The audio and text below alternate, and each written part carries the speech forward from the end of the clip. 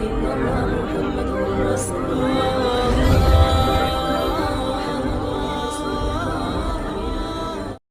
اسرائیل میں ایک بہت ہی عابد شخص تھا جس نے اپنی بیوی بچوں کو چھوڑ کر رہبانیت اختیار کر لی اور سمندر میں ایک چھپر بنا کر اللہ عز و جل کی عبادت میں مشغول ہو گیا۔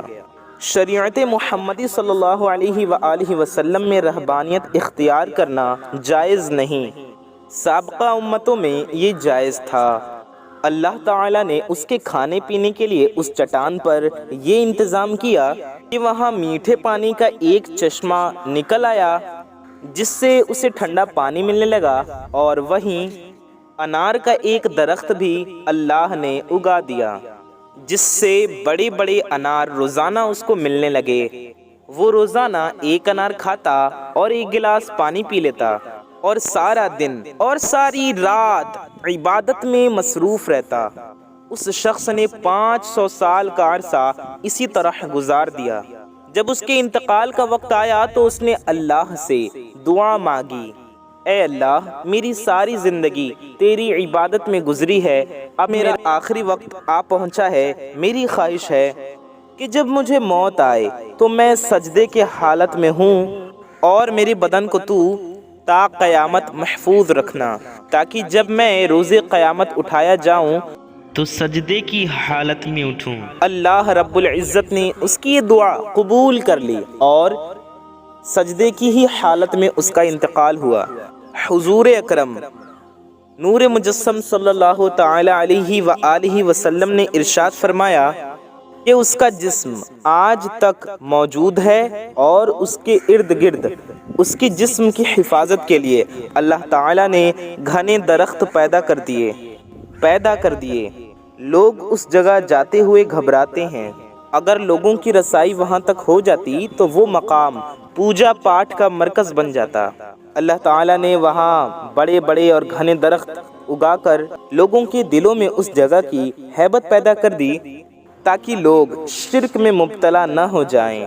نبی کریم صلی اللہ تعالی علیہ وآلہ وسلم نے ارشاد فرمایا کہ مرنے کے بعد جب بارگاہ الہی میں اس کی پیشی ہوئی تو اللہ تعالیٰ نے ارشاد فرمایا، اے میرے بندے، میں نے تجھے اپنے فضل و کرم سے بخش دیا، اور ملائکہ کو حکم دیا کہ میرے اس بندے کا نام جنت کے اعلیٰ مقام میں لکھ دو۔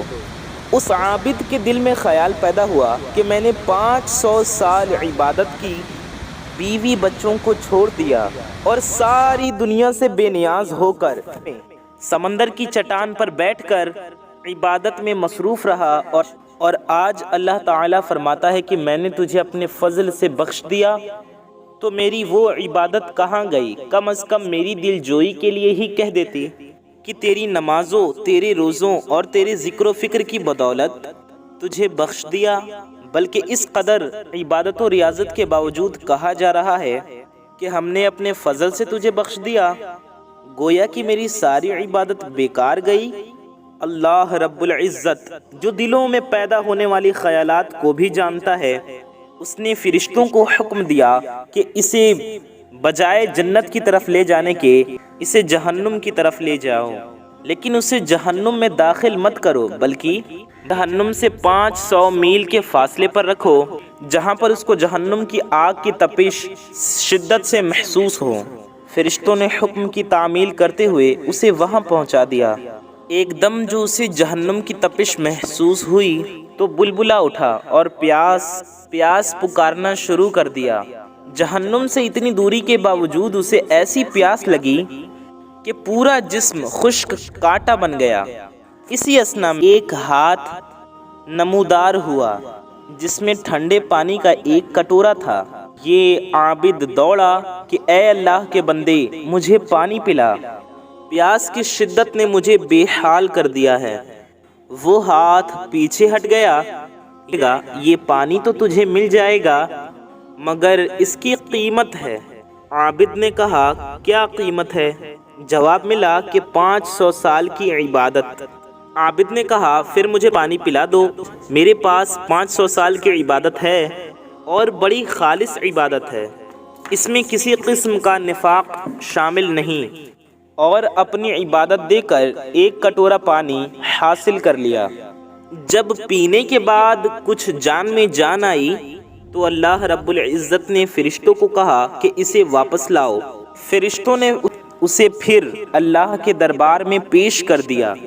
اللہ رب العزت نے فرمایا کہ اے میرے بندے، 500 سال کی عبادت تو نے ایک کٹوری پانی کے بدلے میں دے دی۔ اب 500 سال کی عبادت تو نے پانی کے ایک کٹورے کے بدلے میں دے دی، لیکن دنیا میں 500 سال تک جو تو ٹھنڈے پانی کے چشمے پیتا رہا اس کا حساب دے، اس کا حساب دے۔ سمندر کے چٹان پر میں نے تیرے لیے انار کا جو درخت لگا دیا تھا اور تو 500 سال تک اس کا پھل کھاتا رہا، اس کا حساب دے۔ تو نے دنیا میں میرے پیدا کردہ ہوا میں جتنے سانس لیے ان کے بدلے تیرے پاس کتنی عبادت ہے۔ ہم نے تجھے صحت دی، دیکھنے کو آنکھیں دیں، سننے کو کان دیے، بولنے کو زبان دی، اس کے علاوہ ان گنت نعمتیں میں نے تجھے عطا کی۔ ان تمام نعمتوں کے بدلے کتنی نمازیں، کتنے روزے، کتنے نوافل لے کر آیا ہے۔ تو نے 500 سال تک اگر عبادت کی ہے تو اس عبادت کے لیے میں نے ہی تجھے طاقت و ہمت عطا کی تھی۔ اس طاقت کے بدلے میں کتنی عبادت تیرے پاس ہے۔ تجھے عبادت کرنے کی طاقت ہم نے دی، ارادہ ہم نے دیا، توفیق ہم نے دی، دانا پانی ہم نے دیا، پھر بھی تجھے یہ دعویٰ ہے کہ میں نے بہت کچھ کیا اور آج اس کا بدلہ چاہتا ہے۔ ارے تو نے تو جو کچھ کیا وہ سب ہماری مہربانی سے کیا۔ بتا تو نے اپنی طرف سے کیا کیا؟ اگر کچھ ہے تو پیش کر۔ یہ سن کر عابد لرز گیا اور بارگاہ الہی میں عرض کیا، یا اللہ، بے شک نجات تیرے فضل سے ہوتی ہے، کسی کے عمل سے نہیں ہوتی۔ عمل کی تو یہ قدر و قیمت ہے، 500 سال عبادت کرے اور بس ایک کٹورا پانی پی لے۔ خواتین و حضرات، اس واقعے میں یہ نصیحت پوشیدہ ہے کہ انسان کو اپنی عبادت و ریاضت پر مغرور نہیں ہونا چاہیے۔ اگر انسان کسی قدر عبادت کر لیتا ہے تو اسے اپنا کمال نہ سمجھے، بلکہ اللہ تبارک و تعالی کا کرم سمجھے کہ اس نے اسے اپنے دربار میں آنے کی توفیق عطا کی ہے۔ آپ نے دیکھا کہ 500 سال کی عبادت دھری کے دھری رہ گئی اور ہمیں جو کچھ ملا ہے اللہ تبارک و تعالی کا فضل و کرم ہے۔ اللہ کے فضل کی علامت انسان کا نیک عمل ہے۔ نیک اعمال اس حقیقت کو ظاہر کرتے ہیں کہ اس پر اللہ تعالی کا کتنا فضل ہے، ورنہ اسے ہماری عبادت کی ضرورت نہیں، ہم ہماری بہتری کے لیے کرتے ہیں۔ بے شک اللہ بے نیاز ہے۔ ویڈیو پسند آئی تو کہہ دیں اللہ رحیم ہے، اللہ رحم کرنے والا ہے۔ اور جتنا ہو سکے ثواب کی نیت سے اس ویڈیو کو زیادہ سے زیادہ شیئر ضرور کریں۔ اچھی بات کو پھیلانا صدقہ جاریہ ہے، تو ثواب کی نیت سے اس ویڈیو کو زیادہ سے زیادہ شیئر کیجیے۔